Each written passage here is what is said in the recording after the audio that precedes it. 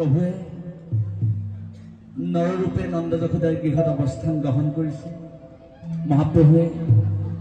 আই মাতৃ যশোদাৰ গৃহত প্ৰভু শিশুৰূপে আছে। এতিয়া কৃষ্ণই কি কৰিছে, মাতৃগৰাকীক বাৰে বাৰে আমনি কৰিছে, আৰু আই মাতৃয়ে ভাবিছে যে কণমানি কৃষ্ণই আমনি কৰিছে, কিন্তু প্ৰভুৱে আচলতে সেয়া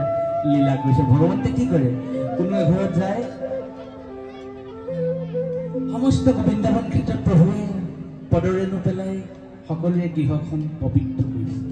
কি কৰে, প্ৰভু ইঘৰলৈ যায়, দধি দুগ্ধ চুৰ কৰি খাই কোনোবাই এঘৰত ভাণ্ড ভাঙি থৈ আহে,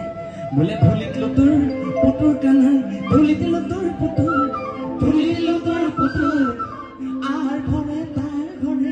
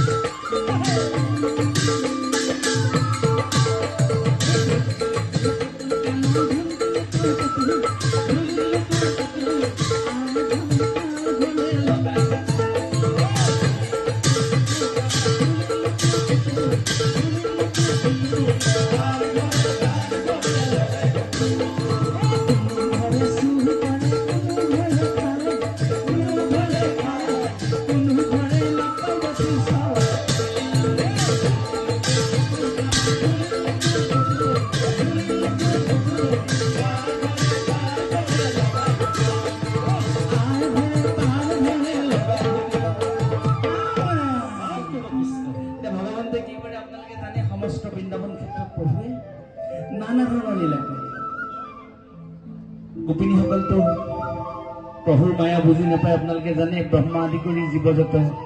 ৰাম ৰাম ৰাম ৰাম মায়া সজ্জা মাজে আশ্ৰয় ঘুমতি যায় ব্ৰহ্মাকে আদি কৰি ত্ৰিদশৰ দেৱতাসকলে প্ৰভুৰ মায়া বুজি পোৱা নাই মনুষ্যই কি প্ৰভুৰ মায়া বুজি পাব গোপিনীসকলৰ গৃহত দধি চুৰ কৰি খায় কোনোবা এঘৰত দধি